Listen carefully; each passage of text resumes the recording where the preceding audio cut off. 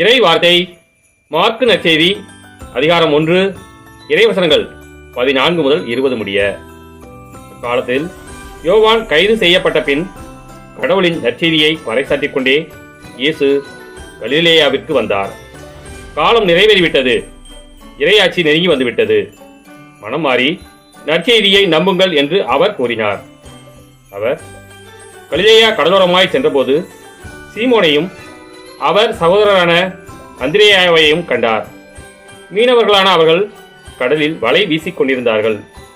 இயேசு அவர்களை பார்த்து, என் பின்னே வாருங்கள், நான் உங்களை மனிதரை பிடிப்பவர் ஆக்குவேன் என்றார். உடனே அவர்கள் வலைகளை விட்டுவிட்டு அவரை பின்பற்றினார்கள்.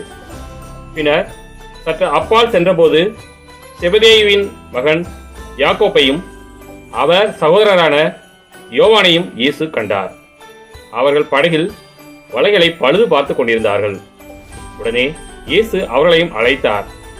அவர்களும் தங்கள் தந்தை செபதேயுவை கூலியாட்களோடு படகில் விட்டுவிட்டு அவர் பின் சென்றார்கள்.